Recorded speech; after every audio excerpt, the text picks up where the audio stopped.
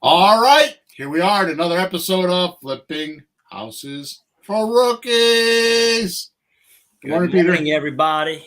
Here we go with episode number 305, our 305th episode, Peter. So, woo, doggy, we're getting to be older men.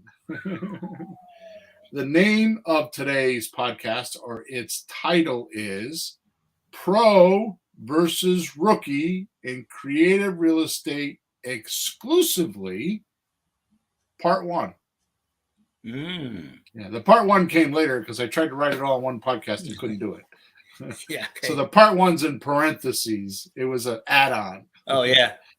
Here's today's description of the podcast. Truth be told, most of us have two lives. The life we live and the unlived life within us. Between the two is a lot of resistance, anxiety, failed purpose, unhappiness, and most often the core depth of failure. These parts of your mind are the most toxic for your creative real estate success. Deform your spirit of life and stunts us without even knowing it most of the time. Every sun casts a shadow, which means we all have and behold our own genius ability. But in today's podcast, I would like to bring forth not the talent or the skill of being a creative real estate entrepreneur, but instead the good or bad habits or traits that either make you or break you. Just like an alcoholic having to see his problem, then admitting it before he can do something about it, today I plan to sit in that circle with you so you can admit to yourself, this is who I am. And this is what I need to do if I want to be a professional creative real estate entrepreneur. Once this enemy is spotted in your own head, you can truly win the fight. Whoa. Well, Mr. Profound on a Thursday. So a little bit of housekeeping for the geeks in the background. Please make sure that you subscribe to our channel so every time we pop up, which is, by the way, Thursday mornings, 9:30 a.m. Eastern Standard Time. We've tested that a little bit on some other days, and we're still here on Thursday mornings at 9:30 a.m. If you would like to participate in the podcast by asking questions or make your comments or whatever it is you so wish to do, then on Thursday mornings about 9:30 a.m. Some Thursday mornings it's a little earlier, a little later, depending on us old guys with the technology. Sometimes we fly right in, sometimes we don't. You can go to YouTube or you could go to Facebook. And you'll find us there. Just type in Flipping Houses for Rookies and you can find us live at that time. Also, please make sure, like I said, you subscribe and you like us on Facebook and on YouTube. And if you are really ambitious, which I would love, go to flippinghousesforrookies.com. You can leave us a review there by just going to the podcast page. You'll see the link on the top. You can send me personally a support ticket. And there's a bunch of free stuff. There's over 26 free things on that page to help you with creative real estate. Okay? Woo! Oh, yeah, by the way, in the description, there's a link, and I always put a surprise in the link. So wherever you're reading the description for this podcast or this video, inside the description or below the video, you'll find that link. And I don't talk about them as much as I used to because, like I said, I always put surprises in there. So, all right, Pete. Here we go. In the last few months, I have noticed some new clients in my coaching group seem to excel. Uh-huh. And I was trying in my crazy mind, trying to profile them. Sort of like how cops do criminal profiling on the criminal's head, like the psychology and the reason why somebody's a serial killer. Like the cop like profiles. And if you watch any of those cop shows, you'll see that they're constantly trying to get the psychology of the criminal's mind or the way they're thinking. And that kind of reveals like who they are. And not just serial killers, but terrorists and, other criminal masterminds, right? Mm-hmm. Yeah. So the cops are always, and of course I have a very unique viewpoint about this because I personally believe, and I know you do too, because we've talked about this. Chasing criminals is it's not that it's easy. I'm not trying to belittle the cops, but criminals always leave clues because they want to be caught. That's just the innate ability of mankind. I mean, man wants to be basically good, so if he does something wrong, he wants to be caught, right? That's my general belief, right? Yep. So I was like working through this same methodology to get inside the heads of like my perfect coaching client. Like, who are they? Where are they? And one of the things that I had come up with, and you and I had talked about as a little side note here, is I noticed the clients that do best with me are clients that have usually been somewhere else, spent a bunch of money, usually not always, but spent a bunch of money on somebody else's coaching. They spent, 25, 30, 40, 50 grand, and they got the coach every 2 weeks for 30 minutes. And they got a lot of good information, and they felt like it was like just okay, but they didn't do a deal. And they felt like the practical application was not to their satisfaction. Right. They got a lot of training, they got a lot of information, but they didn't get a lot of like hands-on, like roll your sleeves up, hands-on. Yeah, something's always missing, like at the finish line or the halfway line, somewhere it's just not working. They didn't have a house, they didn't buy a house. Or just had the experience of getting close to a house, right? So I am definitely the roll up the sleeves, get the sledgehammer out, get a broom, let's go, we're going in. Oh, hell right? yeah. Oh, hell yeah. I am definitely that guy. So, and to the point, I mean, recently, the last couple of months, since I've been in Florida, I think it's been about 2 months now. That's why I'm referencing Florida in my mind for a timeline.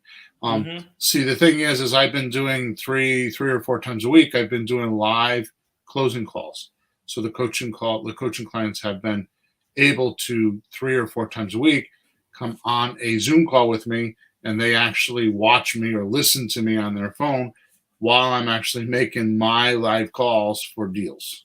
And I got to tell you, it's very entertaining for them because right now, the way the economy is, I mean, it's starting to break, but it's not so easy getting deals these days. So some of the conversations are very, very good conversations because of where I go and what I say and how I do it. And it's been very informative for them.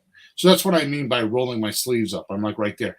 And recently I've been allowing them to bring some of their deals, and I'll actually call their deals for them, which won't stay that way forever. And it's not a promise I want to make somebody in the coaching group, but it is that way right now. So, so I'm trying to figure out like how, and I'm kind of picky about my coaching group because it's not like everybody can get in. I want to make sure that I don't infect the group. I try to keep it, I keep it below 15 people. I'm sorry, below 20 people. That 15 people, 16 people, that's a good range. It allows me to like really be hands-on. It really allows me to help them. I'll do Zoom calls sometimes during the week if they need help. I really have hands-on. We have a WhatsApp group that it's extraordinary, because sometimes we're in there 4 or 5 times a day or more helping one another. The support is incredible. So I don't say that to talk about my coaching group, even though it sounds like I'm doing that. I say that because I get a lot of feedback. I feel like I'm right there with my client, going through the deal with them, feeling the pain, feeling the happy, feeling all of it with them. So I get a lot of feedback from these guys. Right. But don't forget, it's around the country too, and out of country. It's not just our local area. Yeah. right? Yeah. Well, we used to have a group. I used to have a group in Israel. Now I just have one guy from Israel. But yes, it's all over the United States. Mm-hmm. Right. I used to have a guy from Australia. So, I've had different perspectives. Anyways, that's all that my point is. And I'm not trying to again brag about all this stuff. It's just a point. Uh, so I'm trying to strengthen this group, right? So I want to strengthen this group so I can get more mastermind activity there. So I'm not looking, I mean, obviously I get paid. Obviously everybody wants money, but it's as important, if not more important to me, that I get the right people in this group so that we can really mastermind and really help one another. Right. Right. Because, I was on a call with you the other day. We're checking some things out that we're looking at. There's 60 people on the call, right? Yeah. And there's no way they could help each other on that. It was too much going on. Right. But in our group, um, I think everybody wants to help each other too. Yeah. Like someone has a So that question, so they I want jump to in. clarify. I want to jump in and clarify. We were in a different group with somebody else that had 60 people on it. That's right. Another group. It Sure. was actually Jay Connor's private thing there because we did his webinar, right? So Yeah. yeah, so we were in that other group and there were over 60 people in there, and that's I think what your point is, right? Right. And it's a new group for us to look at for a little bit to engage with. But ours, I know ours. I don't know other ones too much, but it definitely people will jump right in. Someone asks a question before you open your mouth. Someone's got an answer because they're Yeah. trying to help. Yeah. Because they're learning from you. They heard your lessons and they know. Yeah. Now, obviously, we bought other coaching and all that, but I mean, I'm very biased, and I don't expect anybody to believe me, but I do believe that our coaching is one of the best on the planet because of the amount of interaction. Yeah. I don't know. I've spent over $100,000, way over $100,000. We've already spent this year $3,000 or $4,000 or $5,000. Already this year.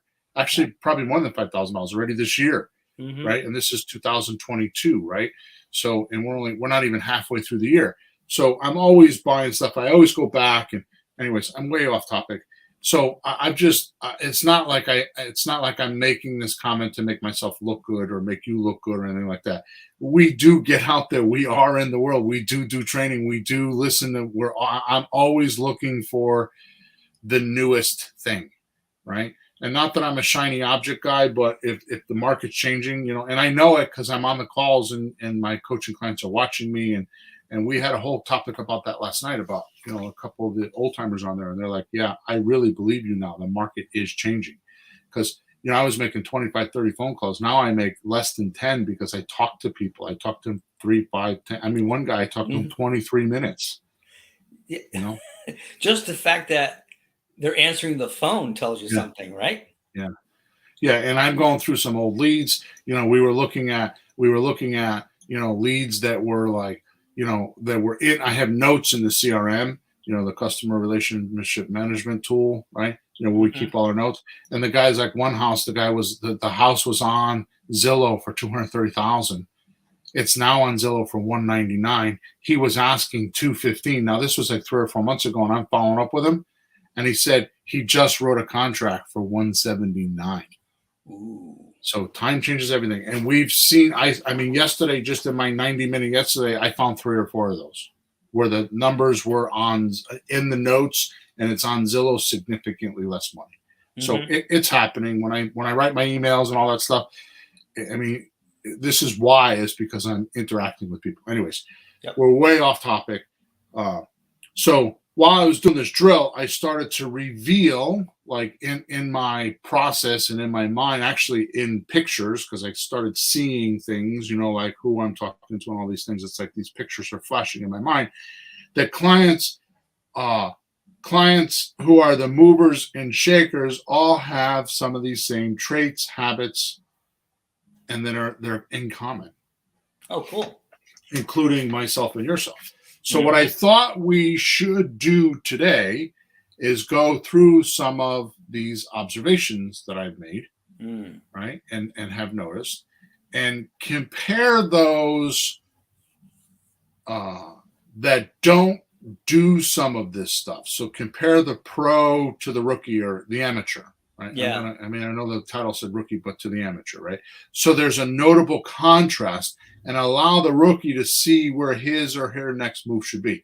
So it's not made to invalidate or make wrong the rookie. It's to kind of put a contrast there, like I have $100, I want 1,000. There's a Hmm. contrast there, so you know where to go, what direction to move, how to point your compass, and what mountain to overcome, and what valley to go through, and how much gas you're going to need, and all that kind of stuff, right? So Cool. that's what this is designed for. Okay, so we're going to talk about the pro and the amateur today, and get the contrast.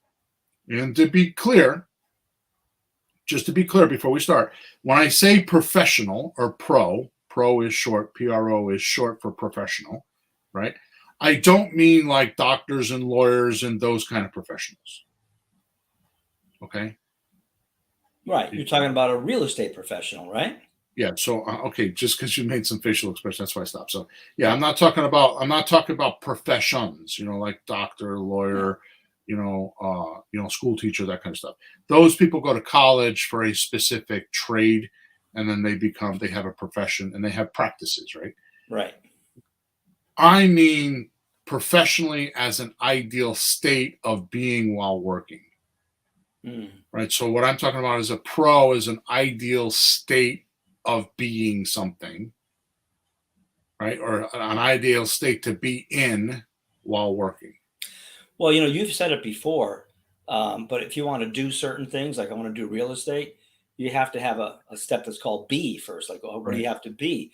Attitudes, your viewpoint, determination, courage, and that's what you're going to be talking about. It's the B to get you to make the do that Yeah, happen. so that's kind of been, I mean, I got that from Think and Grow Rich. Napoleon Hill wrote about it. Maxwell Maltz wrote about it. That comes from Asia, Yeah, 1,000 years, 2,000 years. That's around. Be, you do, you have. yeah. Maxwell Maltz. Hubbard wrote about it. Some of his writings. Mm. Who else? Now that Buddha. Buddha. Yeah. Yeah. Now that all that Hindus. secret stuff, and now the other day I bought, which I should give to you. I bought the movie Think and Grow Rich for Oh, $59, and it's oh, okay, but oh, that's yeah. got that was the big release that Grant Cardone was talking about. He was boasting that something big is coming. He did something big. Well, he's on the movie, so he's part of the. Oh, wow. Okay. He's in the Think and Grow Rich movie. So, Good for him. anyways, so as a pro or a professional, we're talking about an ideal state to be in while you're working. It's like you mastered it, or you're not you never master it because things always change, but you're very comfortable with your work. Yeah. Right. An amateur is meant as a person who pursues the activity as a hobby, right? Or minor occupation. They're self-taught, Mhm. user-generated, do-it-yourself type. Wow. What a bad idea. So the main difference between these two, the pro makes consistent income. That's the main difference between a pro and an amateur, is the pro makes consistent income and can live off of his own activity. Yeah. Okay. An amateur cannot, and most often can't even support the activity, like the training or the practice time or the coach or, the tools that are needed. They don't even make enough money to like support the activity.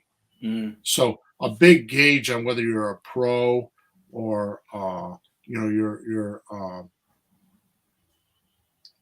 a pro or an amateur, a big distinguished factor there is, are you making money from it? And so many times I've heard, over the years, I hear people tell me, oh, well, Bill, as soon as I do a deal, I'm going to hire you as a coach. And almost 100% of the time, it never happens. And the reason why is because my argument to that, not that I want to argue with anybody, is, well, if you don't have a coach or if you don't have somebody that's helping you, how do you know you're not missing deals? Mm-hmm. How do you know when there's a deal? Because how many times are we on the coach? And Pete, you've been with me 7 years, and we've done our share of business together. And you still come to me and say, sometimes you see things I don't see, Bill. Did you see anything? you know? Yeah, yeah, So it's like, yeah. Hell yeah. and it's not even me, but it's just, and you say this lately, it's like, we were looking for air flights because we're going in June, we're going to a seminar, right? And you're Yep. telling me air flights are like $700-800. And we got online after last week's podcast, Yep. right? We got online and you're like, and we found something for $132, a flight for $132, right? Yeah. And you're like, yeah, that's why I like, the two of us together always do something. Yeah, well, you had an idea that, oh, wait a minute, well, then we could do this. Oh, well, how about that? We try this airport. Hey, and then, yeah, just between the two of us, I was trying to keep my mind open, but I just wasn't finding what I wanted. But it works out, two minds is better than one. Two Yeah, heads. so to me, it's like a car battery. You have a positive and a negative, and the energy or the electricity flows from one to the other, from negative to positive or positive to negative, however way you want to look at it. And what happens if you take away one of the terminals, the Yeah, positive not or the much. negative? The Not much. electricity doesn't move, Nope. right? So to me, that's what happens when you're not working with a mentor or a coach. Is you're that terminal on the battery. You're either the positive or the negative, and the energy. And you can't generate energy because nothing's flowing. It's all just inside your own head. So Yep. not having someone to work with or having a terminal of comparable magnitude. In other words, a positive and a negative have to be the same electricity size. You can't have, 240 volts and 12 volts, you know what I mean? Yeah, right. Because one will blow up the other, you know what I mean? So, Oh, yeah. so you have to have, similar, what is the word I want? Similar ideas or reality. Yeah, Similar, reality. Yeah. similar everything. Goal. You know what's the biggest thing? Goals. Yeah. Missions, right? Goals and somewhat and abilities and ideas. The whole thing. Just be on the same page. Call it that. Okay, so in an amateur, their dedication is somewhere else, sort of like other fish to fry. We call that other fish to fry. Like they have to make a living. They're doing some other job. This, and they're not dedicated enough to get the desired results. Yeah. Like I said in this podcast description, having two lives. One, they need to support themselves. Right. And the other is their unlived life they only dream about because they don't decide to become a pro. Right. And believe in themselves to make the plunge that the pro will make and not think about another life.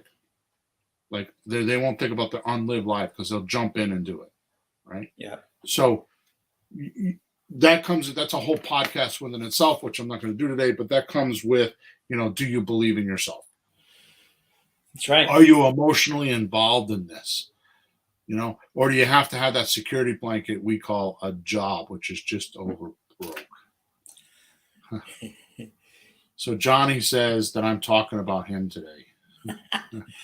Johnny, we all feel like that, but not all of us admit it.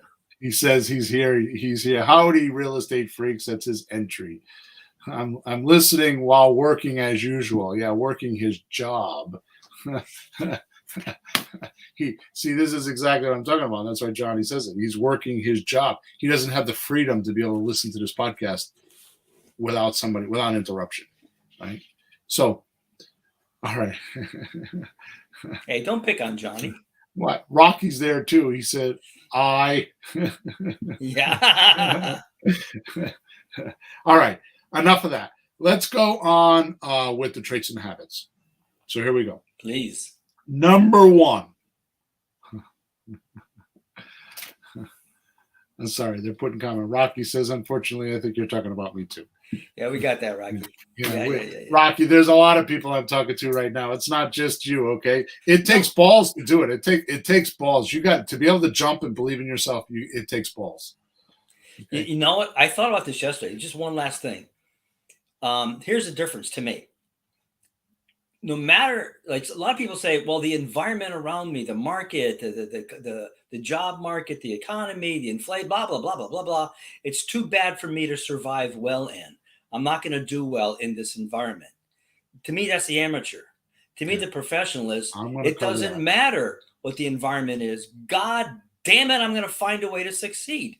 God damn it. I don't mean to swear, but I just did. Sorry. But you have that like, no matter what, I am going to find a way. God, I'm in the desert. I am going to find water. Yeah. No matter what. And or that's what done. I was thinking about yesterday, because I hear both. I hear mostly the other way. Oh, can't because. Oh, Jesus. All right, number one, the pro loves his game. Money's down the scale. Mm-hmm. Duty to his mission is at the top of the scale and is important for him or her. It's like his awareness, if there's an awareness scale, his awareness and what he puts his attention on is duty to his mission. Mm-hmm. And I apologize to the ladies because I say his all the time. It's his or her. I don't mean to be gender specific. And I try to write his or her, but I don't always read it that way. Obviously, I'm a guy, so I say he. No, when but you listen to a girl, she says she, Bill, that's the big definition of he, meaning all of mankind, all Yeah. genders, all everybody's. There's that definition too. All inclusive, because we're an all inclusive podcast. Yeah.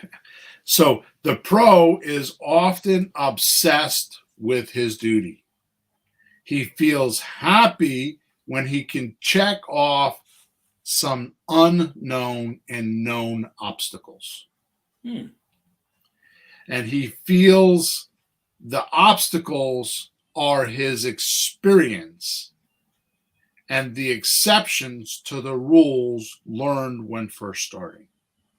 So I have this saying that I say a lot lately is learning is for the rules. Experience is the exception to those rules. Right. And you tell me that all the time because the rules are like the 7 strategies. And then you call them the hybrid strategies when I mix and match them. Yeah. You can't, you can't mix your own strategies. You go, yeah, it's my own strategy. Do what I want. Those are the exceptions, like knowing when to mix them and when to use this piece and that part and this part and this piece and all that stuff, right? And on the other hand, we have the amateur who's not emotionally bought in, right? And treats the activity. So in other words, this activity of real estate, he treats it as plan B, right? And only works on it when plan A lets him have the time to do the activity, right? Which means to me, his perceived value for the activity is much decreased from the pro's point of view. So the pro is going to make this activity plan A and he's all in emotionally. And his duty for the mission is very high. Yeah. Right? The amateur doesn't believe the value's that high, whether it's their own losses or failed purposes, or they tried it and it didn't work and they almost went bankrupt and they spent too much money on coaching, or they spent too much money on the tools, or they have $10,000 on their credit card and their significant others bitching at them because they're making a $500 a month payment and there's nothing coming back. And I've heard this lecture. You're not spending another dime until you start making some money. Right? That's all bullshit. That's all bullshit. Go ahead. Yeah, I think sometimes they're doing it to see if it works. Right. Not I'm gonna make it work. Right. Like an if, like see if, like that. Bad approach. From these glasses of the amateur, he doesn't see how he could take a leap of faith and believe in himself to handle anything necessary to become a pro. No results or low results is the pay of being an amateur. And never really believing the pro when they give advice. Oh, I'm sorry.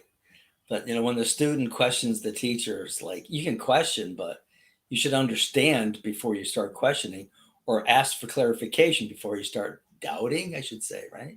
Yeah. So I was on a coaching call the other day because I do coaching with some other coaches, right? I don't do the coaching. I'm just on the calls for support. And this guy's been around for 40 years. I mean, he's a well-known coach. And then we had this guy on there, right? And we're telling him there's 3 of us. There's the coach, there's myself, and then the coach's partner. So there's 3 of us. Between us, we probably have 100 years collectively of real estate experience. Tell me, I and, can't wait. Go ahead. What did he do? and we're telling him because he's talking about how he gets up. He's out west. He gets up at 5:30 in the morning, and and he just can't seem to like get going and all this stuff, right? So he started after finally a month or two of convincing him to make calls. He's starting to make calls. Mm. So we told him numerous times, take the script, handwrite the script, read it read it, then read it into your cell phone, and Record listen it. to it. Just listen to it 15 or 20 times. And that would not absorb. He had everything. I'm going to try this and I'm going to try that. I'm going to try this. And it was nothing of what we did. And we told him like on the call like 15 times and it didn't sink in. He's telling us what he's going to do. Oh, boy. And it had nothing to do with what he needs. It's like bizarre to me. All right. Yeah. Number 2. A pro can't read my own writing. Oh my goodness.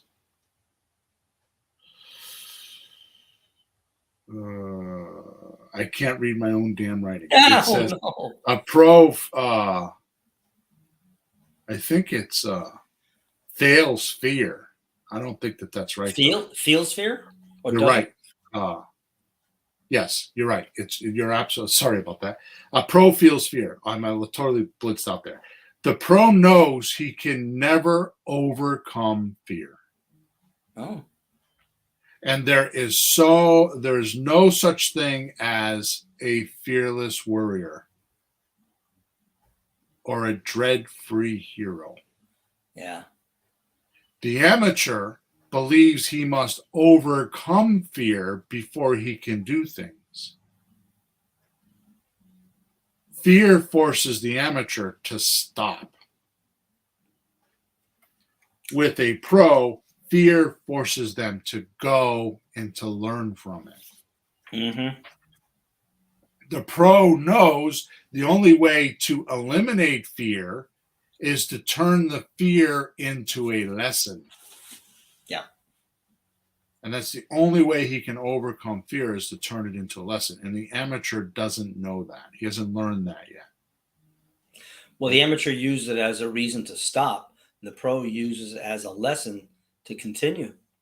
So the pro wants, not that you ever want fear, but the pro kind of looks for it because he knows on the other side of that fear, the other side of that goalpost is the lesson. And the lesson will stick with you a lot longer than the fear will. Right? And the lesson will propel you into other bigger territory. The lesson will expand upon allowing you to find another fear and let it get left. And sooner or later, you become fearless because you just keep moving that goalpost out and out and out and finding more and more fear. By the way, fear in my head, I don't have much of it, as you're aware. I don't know why. Well, I do know why, but I don't have much of it because I've kind of gotten rid of it, right? And my point is that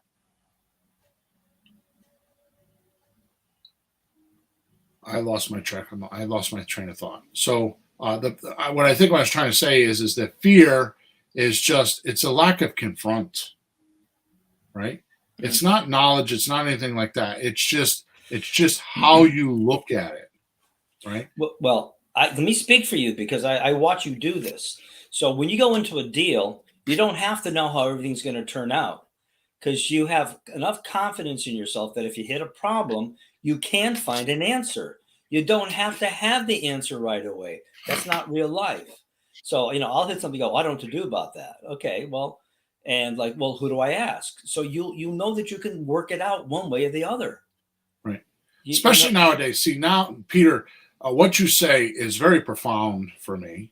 Thank you, by the way, for the compliment. Yeah, well, I just watch you do it. It's very profound for me because right now, you get me on the conversation of millennials, and I like to have this conversation with my 2 daughters that are 30 and 27, right? Just because I love to observe it, right?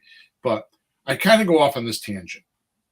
Like millennials, like somebody asked you, do children have a better somebody asked me this: do children have a better way to survive, or can they Better survive opportunities better opportunities today than than they did 30 20 years years ago? ago. Yeah, And my totally. answer is, without hesitation, is yes. And here's one reason why. When I did this 20 years ago, we didn't have this thing called an internet where we can type on Google what to do. So when I had fear or I had a question, if I said to a customer or a seller, well, let me go find out, I literally had to go find out. Yeah, you had to go, not sit down at the computer. You had to I had to go. go, I had to call an attorney or call an accountant or call, the appraisal guy, or go to the city hall, or, Yeah. it was way more work than it is today. Now you just sit at a computer and you type it out, and it's like, I mean, I've been ranking the crap out of videos on YouTube. So I've been all over YouTube training. I've got there's so much stuff on YouTube, right? You want to know what to do, just go on YouTube. Oh, And hell yeah. so not only can then there's blogs and there's forums and there's Google itself and articles, and it's just they got it made. I mean, there's no reason why you can't say to a seller, well, you know what? Let me go figure it out and I'll call you tomorrow. Yeah. So, anyways, Yeah, so you I'm don't gonna. have to have the answers all the time. Professionals don't. They have assistants. They have a team. They have somebody to check with, and that's how I notice you do it. And you've gotten used to it, so you don't have to worry about it. And I'm getting much better at that myself. Well, to your point, and I know we're off topic again, but to your point, yesterday I was doing these closing calls that I was talking about with my coaching guys, and I got all them watching me and listening to me, right? Half a dozen of them, and I hit this lead. And the guy now Sean has a different perspective. He's another partner, and he's 27 years old, and he's a millennial, and has a different perspective on some of these deals. So we talk about these a lot. Like last night, I spent a half an hour with him on some deal structures, right? Sure. So you know, he has a different perspective on people too. I mean, he's a brainiac, so his where his IQ stops, where his personality stops, his IQ picks up, right? So with me, it's the other way around. I mean, I've got a fairly good IQ, but not as good as his. And I pick up with, the ability to communicate and talk to people and all that kind of stuff. So we balance one another out, right? Yeah. So the point that I'm making here is that I had a deal, right? And I was on the phone with this guy.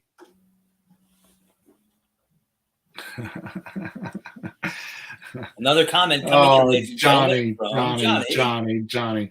So, so I had a guy that was on the phone, and I'm on Zillow, and the properties in Ohio, because we're in Ohio. We do deals in Ohio, from Connecticut, by the way, Mhm. and it's Zillow saying $181,000, and I'm looking at this house, and it's like a nice house, right? And the guy's telling me he did some renovations.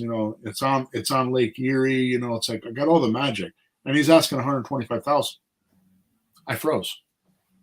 Mhm. I froze. Not. I didn't stop talking, but I froze. You know what I told him? I said to him, "I'm very interested in the house. I'm going to call you back in a day or so."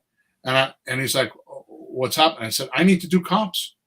I need to go do my homework. I thought I was missing something." Now I've talked to thousands and thousands of sellers, and in that position, you would be like, "You should pounce on that." No, I didn't. Well, in And today's tonight, market, no, in today's market, everything is over. yeah, What you overcomes. I had one the other day the same way. I figured out what was going on, but like you go like, wait a minute, how come it's only that? right. Well, because Inflation. first of all, the market's changing, but more to the point is, I did exactly what you're saying in my position. So why wouldn't you do it? You know Yeah. what I mean? I said to the guy, I don't know. He's like, well, what do you got to go do? I got to go get comps. He didn't know what that meant. I have to go get comparable prices. I want to make sure that the numbers I'm looking at, well, how are you going to do that? I'm going to go look at some websites, Oh, he had right? no idea, huh? Nope. Johnny Cash says, do you think information overload slows people down or scares people? No, that's the symptom. That's the symptom. Information overload is not enough. It's too much significance. There's not enough. What's the word I want, Pete? Focus. Yeah, no, not enough physical mass. Oh, too many ideas. Well, he might be saying something. I think I know what he's talking about in another perspective. Grant Cardone said something. I saw a little video of his that remember when you used to go to the Rios and one week the guy would pitch wholesale, and the next week he'd pitch lease options. The next week he'd pitch buy my course on subject two, and you're trying to get this training and you're being dispersed into doing all these things, and instead of picking one, you don't know where to start. So he might be talking about that. Yeah. So I've seen people get into that because you told me that happened to you. Like every week I was trying, like this guy said this and I tried. You got to pick something before, or else you just go nowhere. You're going in circles. Yeah, well, that's a common trait with an amateur. I didn't even get to that. But the common trait is you bounce from one thing to another without letting something actually work. You don't give it long enough time to let it work, right? Yeah. But here's my advice. This is my steadfast, strongest advice, especially to John and people who are like that. Mm-hmm. The best thing that you could do is talk to people. Yeah. And just keep talking to people until you feel comfortable. And then just keep talking to people. I mean, look at the deals that we're dredging up. We haven't done a deal in a few months, right? Mm-hmm. And all of a sudden now we're dredging deals up left, right, and center. How come? You and I are on the phones. Mm-hmm. And then when you find that seller that needs something, or you find that deal you think you have, that's what you study. And that's what I mean by too much significance, not enough physical mass. Yeah. Because if you're trying to retain all the information, well, it's like trying to study giraffes and you never saw a giraffe. Mm-hmm. Right? Like you imagine what it looks like, and you have images in your head, but you never saw a giraffe. So why are you studying subject to deals if you've never spoken to a seller that would sell you subject to? Yeah. It doesn't connect. The dots don't connect. So you have to speak to the seller to actually know what a subject to deal is. All right. And I think you saw the big pile of possible real estate deals, like what's going on. Like there's a huge pile of confusion with your loan to value ratios. Yeah. So if a house has a certain loan to value ratio on the loan, I mean, if the thing is completely leveraged to the top, there's only so many things you can do. If the house has no mortgage at all, there's more things you can do. So your loan to value discoveries will tell somebody where to focus. Just this is what I should do. Right. Or and maybe you can find that if you go to flippinghousesforrookies.com, all the way down to the bottom of the page. It's, I think, Creative Real Estate 101. You get it for free. Yep, important. Right. We need to boogie on here. We're like pretty far behind. So number 3, the pro accepts no excuses. You were talking about that earlier. The pro has learned better. He respects resistance, and he knows if he caves into excuses, it sets future expectations or future habits that he doesn't want. Mm. The pro works on habits and behavior, not results. The pro knows that affluence comes from doing more of the right than the wrong. Mm.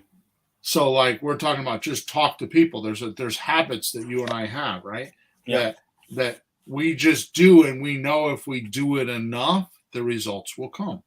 We're not worried about the results, right? So if you're baking a cake, right? You know you got to put in flour and sugar, and you got to put in baking soda and eggs and oil, and you just do it.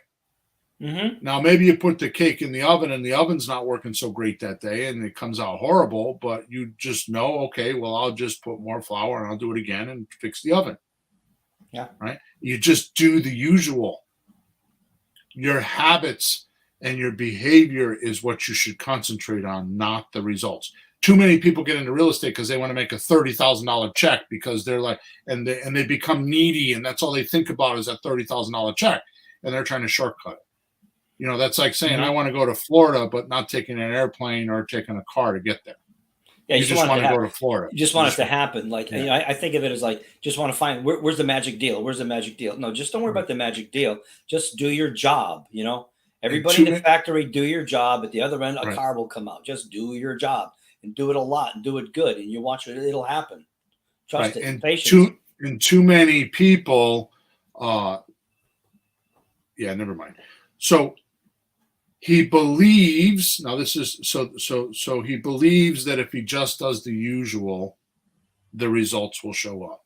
Mm-hmm. So it becomes not what you do, but how you do it, right? Like a lot of people think that they can just say a magic sentence. Like somebody like me could teach them a magic sentence and it will flip a switch and they'll say, oh yeah, I'll sell you my house. Doesn't work that way, right? Yeah. That's the reason why we don't work on scripts so much. The scripts are not what you need to buy a house. The scripts are used, like we use 4 questions. The 4 things that when they're not even questions, the 4 things we need to know is price. How much is their price? Their best price that they could sell for. How much are their monthly payments they're willing to accept? How long are they willing to accept them? And then deposit money. Now, obviously, if they're not willing to accept payments, then the deposit money is the discounted price. Yeah. Like how much money do I need now? Right? Mm-hmm. So you want to get that discounted price. But here's the point. The scripts are designed to handle the answers to those questions. The scripts are designed to handle the rebuttals and the questions and the obstacles that the seller has in their own mind. Not that there's this war between you and the seller, like who's going to win. It's more like how when the seller is asking those questions, the seller's trying to work through in their own mind how this works, and it's your job to help them understand how it would work before it's going to work. Mm-hmm. And that's what a pro does, is he goes through that sequence, right? So the amateur, on the other hand, underestimates, and I've seen this happen so much, underestimates resistance. The amateur always underestimates resistance. I'm having a little bit of trouble with a coaching client with this right now. I'll remain nameless, but everything, I got this deal. And it's because they felt like they did a good presentation. They didn't listen to the seller. They didn't hear the seller. And then all of a sudden, 4 days later, they're like, I sent this document. They didn't sign it. How come? Well, I thought you had a deal, right? They underestimate the resistance. Yeah, from the seller. From anything. Whether it's the seller, whether it's the attorney, whether it's the contractor, whether it's the private lender, they just underestimate resistance, right? Yeah, I think it's kind of human nature when you make your plans. No one ever makes plans, whether you're doing your finances, your vacation, your job, your business. No one plans in problems. No one plans on it. It just happens. So you just have to realize it may happen. So the pro expects this resistance and these problems, right? So I put here, he permits the flu or COVID in his chapters of his playbook as an excuse. Who does? The amateur does that? The amateur does that. Okay. Like it's COVID and I can't go in houses. People won't let me go in their houses. Well, we were doing virtual tours. Yeah. We didn't stop. See, that's my example. That's my point. Using the environment as an excuse instead of the pro way, like, well, what can we do? How do we get around it? What do we do instead? Damn, we've had astronauts in space where the damn capsule wouldn't work and they were going to die. And they came up with some crazy way to get them back on Earth. Apollo 13, watch the movie. There's like, well, sorry, didn't work out. Hell no, you find a way. Yeah.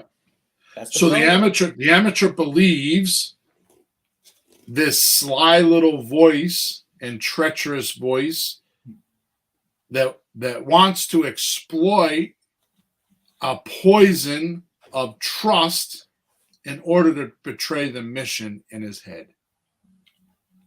Wow, little traitor. So it's we call this it's called the subconscious mind, the reactive mind, the not analytical mind. It's the part of you that doesn't think. It just reacts because there's an environmental thing that happened. When you're 3 years old, you fall off a bike and you break your leg. Now you're 30 years old and you see a bike and you get a funny feeling in your stomach. You don't know why, but you feel, because it was a painful moment, right? Your mind doesn't connect. Oh, when I was 3, I fell off a bike and I broke my arm. It doesn't connect the dots. It just, when you get around bikes, you're like, oh, bikes are dangerous. and you don't even know why. It's your subconscious or reactive mind, however you want to call it, right? It's the part of your mind that's thinking without you, right? It's actually kind of weird. The amateur now does, because of this accepts excuses and what you're talking about. The amateur now does busy work, thinking this is more important than doing the work that needs to be done to get the results that will pay him so he can turn into a pro state. Yeah, well, that is his job. All he has to do is put time in, and he gets paid. Doesn't work in this business, right? And make enough money to so the activity doesn't want to go overboard with the baby water, right? So basically, these excuses that are plausible to him, and he'll voice them to other people that don't know nothing about the business, right? And they believe it. The mission is not believable to them. The mission of I could make a living with real estate, a good living. Everybody else does. There's a lot of people around you. You've seen them, people like me or people like you, that's all we do. But you make these excuses. Well, Bill is better at talking to people. Well, Bill has a lot of money. That's why he can do it. Or Bill this or Bill that. It's all these excuses that are just that, excuses. They're plausible reasons, they're stops not to do something. All right, number 4, because I want to get through 5 of these, and we only got about 10 more minutes to go. So number 4. Does that make sense? First of all, number 3. It made sense, right? Excuses. Oh, hell yeah. We don't like it, but it makes sense. Number 4, the pro plays it all as it lays out. The pro conducts his business in the real world, whether good or bad. Not in the other world we were talking about in the description, right? Yeah. Remember we had 2 lives? Yeah, right? the wish world. The unlived life. Oh, man. Right? So the pro does it in the real world. He knows that if he is on an island with his enemy and the ship he arrived on is burned, there's no way out. Left only to fight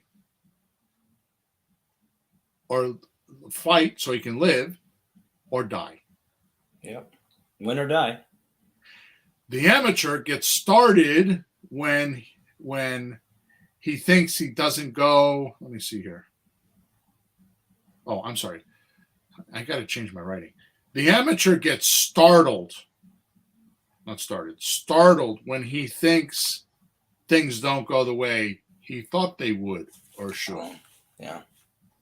See, the pro doesn't get startled. He just kind of rolls along with it. And that's a personality thing. That's just knowing. I mean, people even with fear, like a used car salesman will be in fear. They're afraid they aren't going to get a sale, right? But they'll keep talking. And they'll bullshit their way through it, right? Now, I'm not telling you to do that, but the amateur gets startled when things don't go the way they thought it would or should. They get kicked off their self-induced pedestal and get frantic. They don't think. Anxiety kicks in for a little ride. Much like a train derailing. Yeah. Except the derailing here is their own mission.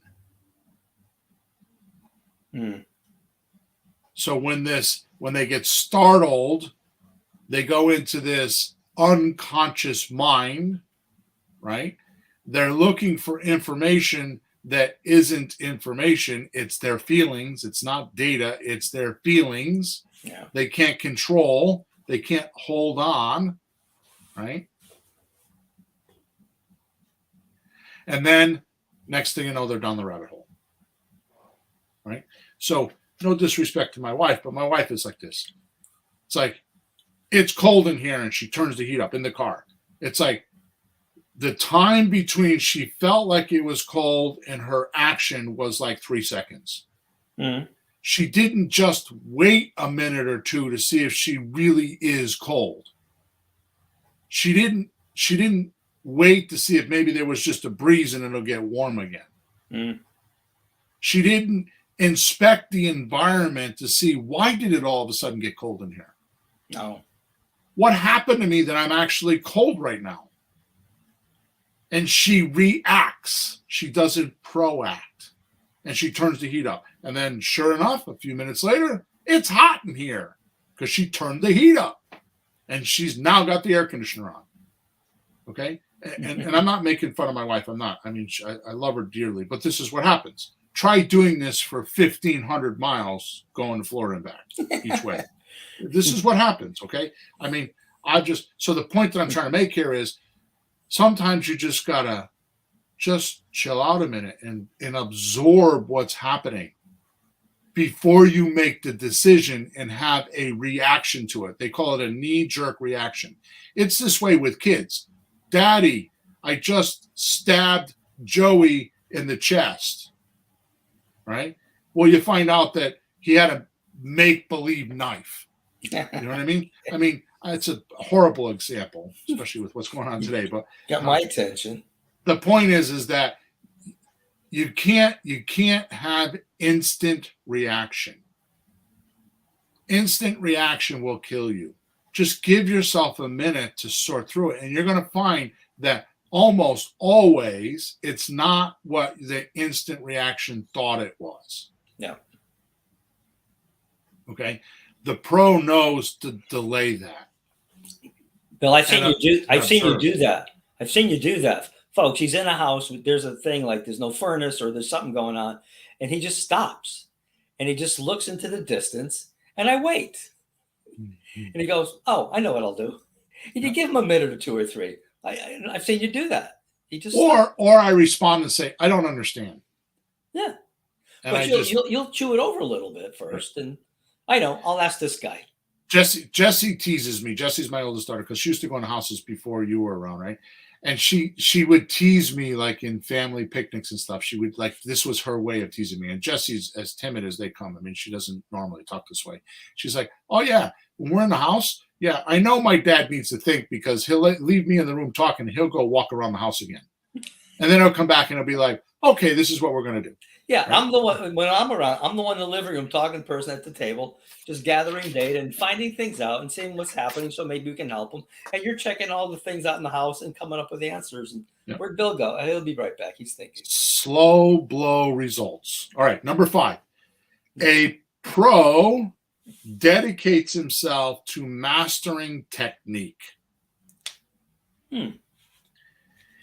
He respects his craft and does not consider himself superior to it. The pro knows these techniques are his successful behavior that I was talking about earlier and uses it as such.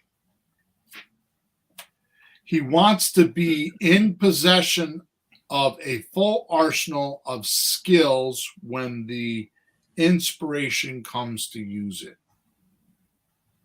Okay, it's not to answer a question. You know, it's not that you have these skills to, you know, one of the things that we talk a lot about when we do coaching stuff is, you know, tell a story that has a meaning that will help the person have a realization. Right. You know, like one time I had a contractor and and here's what I did to solve that problem. Right. But it's related to a problem that's going on in the seller's head. Right. So so you have that arsenal of skills. It doesn't mean the arsenal of skills is handling the rebuttal correctly all the time. What I'm talking about is even if you tell other people my stories, well, I have a friend and he told me this.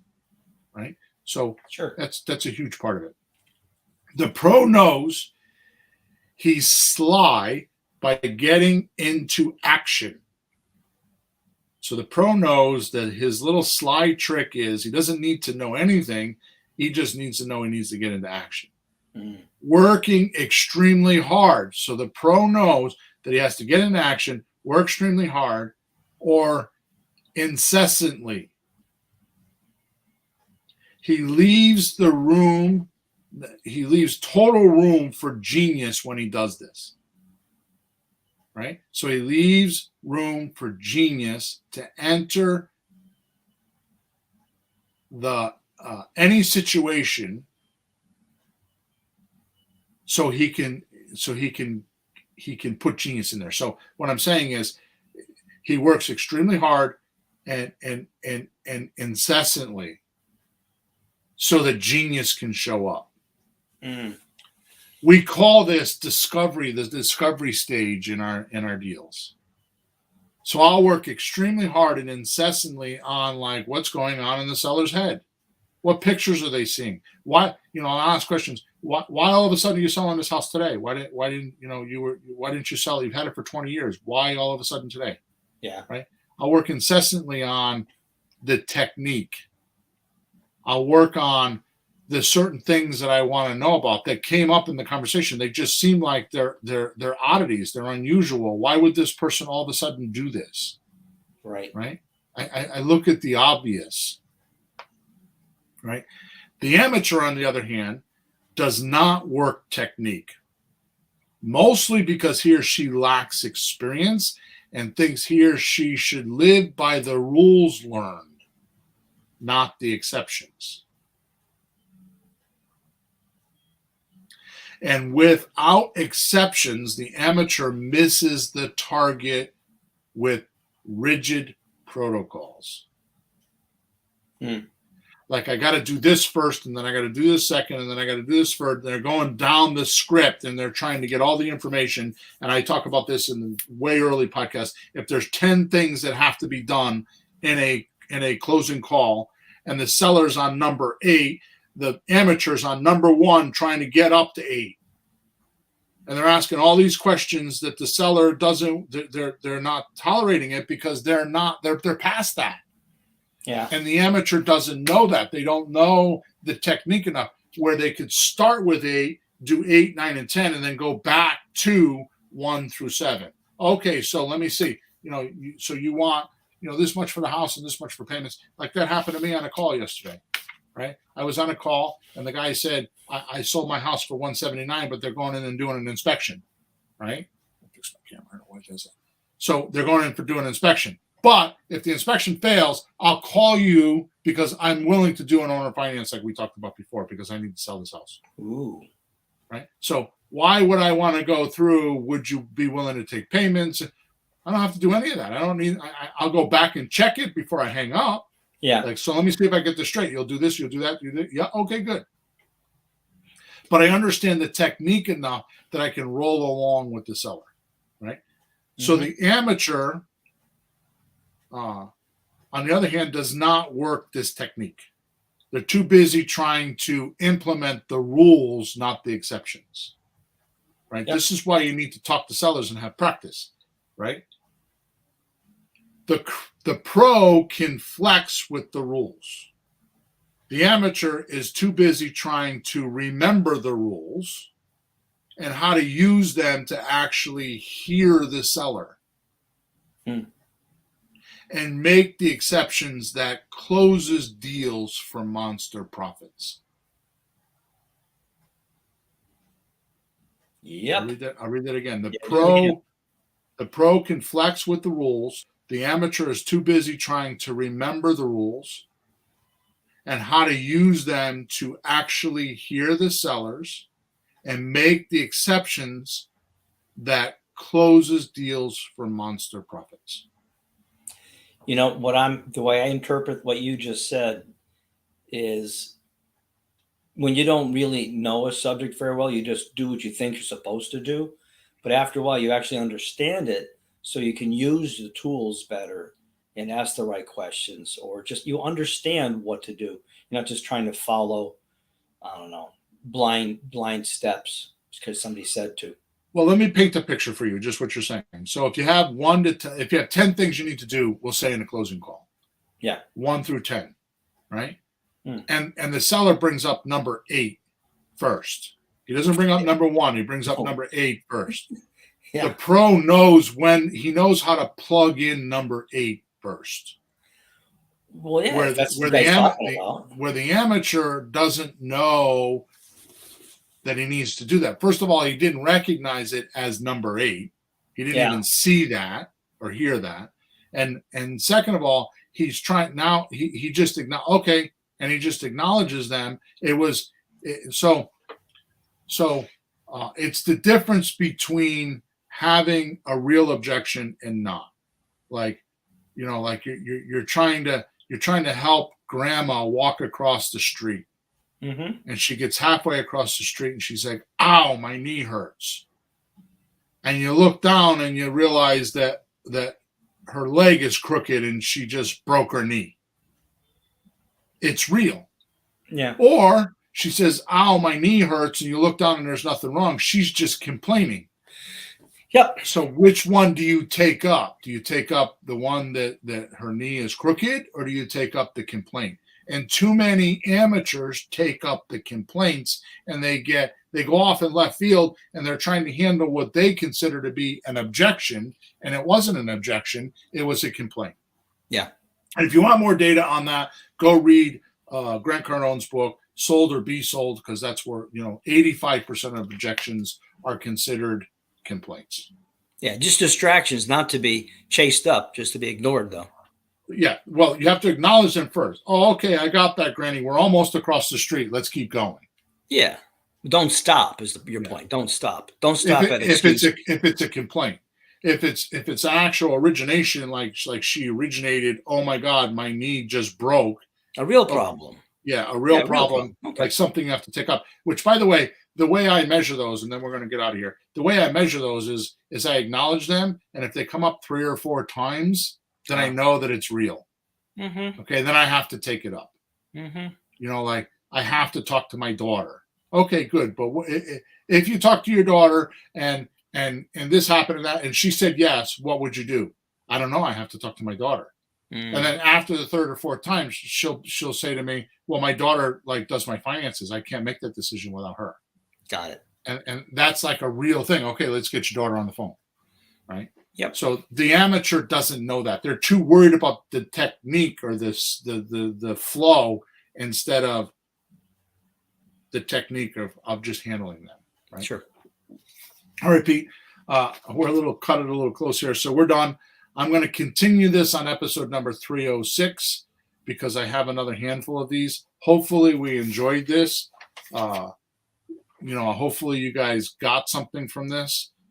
I hope the way we have laid these out, folks are getting some aha moments and what they need to do. And again, listen to podcasts. This podcast, you should listen to this podcast a few times, and you should take some notes. And soon you might decide to go pro. Then only then you'll start to feel accomplished and happy with your real estate life. And that's my promise to you. All right. Don't forget to go check the link in the description. Don't forget to subscribe to us. Don't forget to leave us a review either on the platform or on our website at Flipping Houses for Rookies. Thank you so much for being here. And we'll talk to you on episode number 306. Over and out.